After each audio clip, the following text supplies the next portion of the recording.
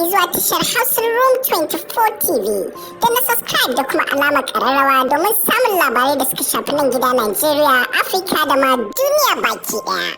Yanzu wasu 'yan bindiga sun bi dan majalisar PDP sun kuma hallaka shi har lahira a jihar Adamawa. Jama'a barkanmu da warhaka, barkanmu da sake saduwa a wani sabon shiri namu a Hausa Rooms 24. Tasha ta musamman da yake kawo muku labarai da dumudumin su. Idan wannan ne zuwanka na farko to karka manta da danna mana subscribe da alamar ƙararrawa domin samun sababbin labarai da zarar mun ɗora. Yanzu sai ku gyara zama domin jin cikakken rahoton namu. Kamar yadda Legit Hausa ta ruwaito, wasu 'yan bindiga da ba a san ko suwaye ba sun kashe mataimakin karamar hukuma a jihar Adamawa. Rahoton ya tabbatar da mutuwar mataimakin shugaban karamar hukumar Honorable Isiya Bakano. Ana zargin mutuwar Honorable Isiya wanda ke wakiltar gundumar Gudumboy da ke jihar Adamawa da kisan gilla. Mai magana da yawun 'yan sandan jihar Adamawa ya tabbatar da aukuwar lamarin wanda ya bayyana hakan ga jaridar Punch Metro. Kakakin 'yan sandan Suleiman Yahaya ya tabbatar da aukuwar lamarin kuma ya ce hukumar 'yan sanda tana nan tana bincike domin gano waɗanda suka aikata laifin. Kuma da haka muka kawo ƙarshen shirin namu a yau domin ci gaba da samun sababbin labarai ku kuma tare danna mana subscribe a wannan tasha ta mai albarka Hausa Rooms 24 domin samun sababbin